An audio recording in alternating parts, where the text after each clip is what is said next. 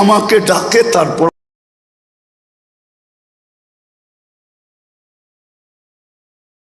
আমি আসি না, কে আমাকে সাজাইলো তারপর আমি ভাবি না, কার কাছে যাব তারপরও আমি চিন্তা করি না। শুধু এই ছোট জীবনটা নিয়ে সারাদিন ভাবি কিভাবে ফুলানো যায়, ফলানো যায়, কিভাবে সুন্দর থাকা যায়। চলে যেতে হবে, কিন্তু সত্য এটাই, প্রস্তুতি নিয়ে যেতে হবে। চলে গেলে চলবে না। এইখানের আইডি ওইখানে চলবে না, ওইখানেও একটা আইডি দেওয়া আছে।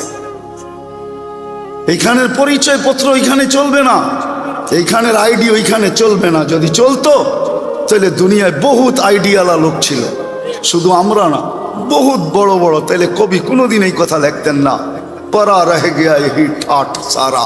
ঐতিহ্যগুলো আমাদেরকে কোনোদিন কাদাইতো না। আজকে সোনার গায়ে গেলেও চোখে পানি আসে, হাই ঈশা খা, সোনার গা আছে, তুমি কোথায় আছো? আজকে আহসান মঞ্জিল গেলেও চোখে পানি আসে, আহসান মঞ্জিল আছে, নবাব আহসানুল্লাহ, তুমি কোথায় আছো? বিক্রমপুর গেলেও কান্না আসে, বিক্রমপুর আছে রাজা বীর বিক্রম, তুমি কোথায় আছো? মদিনা মুনাম্বারা গেলেও কান্না আসে, দোজাহানের বাদশাহ আপনি ছিলেন, আজকে কোথায় আছেন? আমরা তো না দেখেই সালাম দেই। সত্য এটাই, ঐতিহ্য থেকে যাবে।